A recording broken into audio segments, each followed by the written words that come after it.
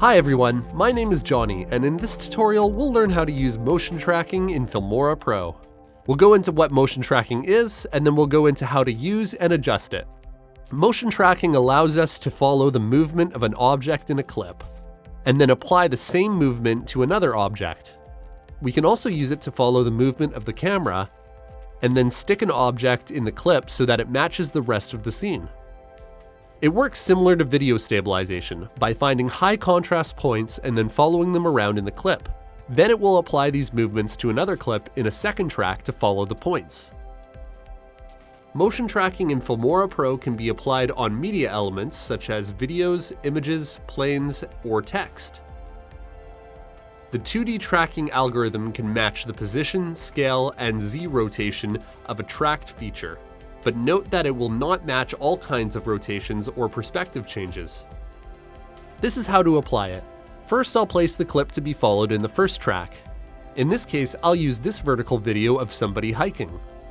Then on the second track, we can use the second clip or object which will be following the movement. Here I'll use this text. Then I'll apply the motion track effect to the text and select the hiking video to be followed in the effect. The motion track can be found in Behaviors. On the Controls panel, FilmoraPro will immediately start analyzing the tracking points. After some processing, we can see all of the tracking points as gray crosses. If you don't see the controllers, make sure the effect is selected and the selection tool is active. Now we can select which ones of those should be followed by the text, the same way we did with the video stabilization. We'll use the lasso to select them. For this video, I'll select the points on the hiker. If I play the video, we can see how the text follows him.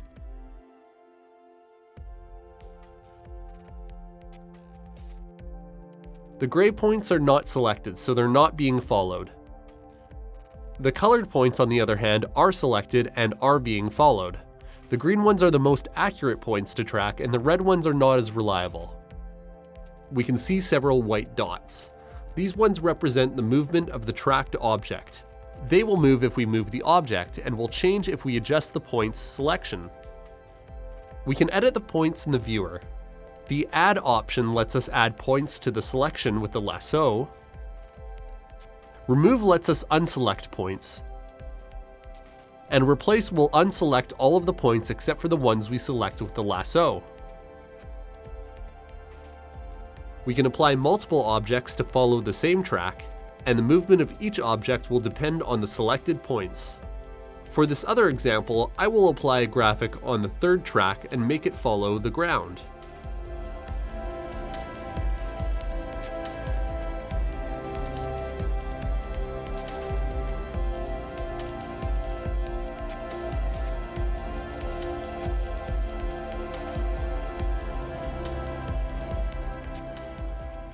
If the object is not moving as we planned, this means that we need to be more precise on the points selection.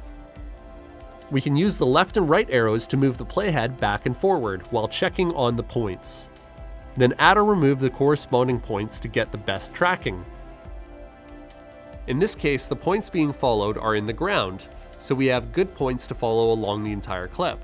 I can simply move the graphic outside of the frame and it will enter and leave the frame.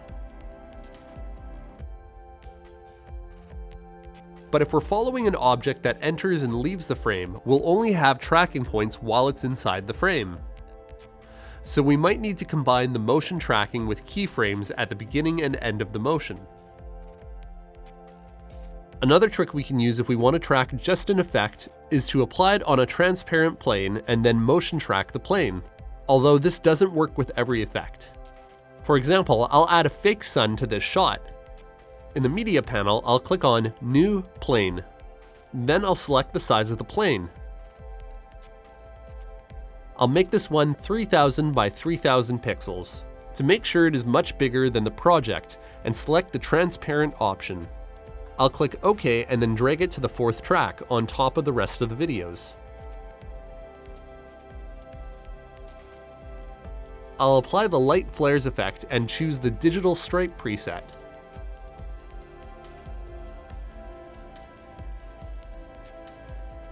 Then I'll lower the brightness of the other elements to 0. We can see that this light has an oval shape, but I can change the scale of the plane to make it look more circular. Then I'll apply the motion track effect. Notice that all tracks below my current layer show up in the Motion From drop-down list. Only tracks that are below the current layer will be available for tracking. You may need to rearrange your layers if you don't see the clip that you want to track. But in this case, I'll select the video of hiking, and then I'll select the points on the background, on the clouds and the mountains. Here the layer is blocking the background points I'm tracking, so it's helpful to first make this track invisible. Then I can move the playhead back and forward to correct the points.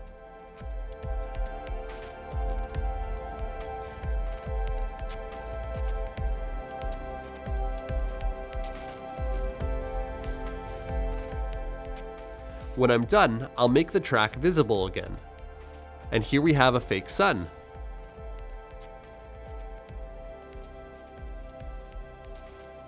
We can place it wherever it looks good.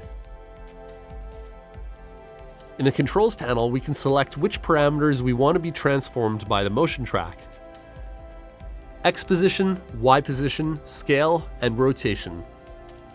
For example, if I want the text to be easier to read, I can deactivate the scale and rotation, and it will only follow the hiker's position.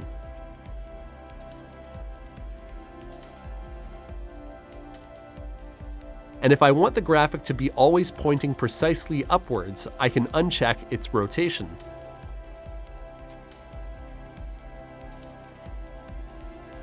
If we transform the clip on the bottom, all the tracked objects will be transformed together, according to the active parameters on the tracking effect. This also works with video stabilization and other behaviors. So those are some basics of motion tracking. To learn more about editing in Filmora Pro, make sure to check out our other tutorials in the series. And remember, there's no limit to what you can make.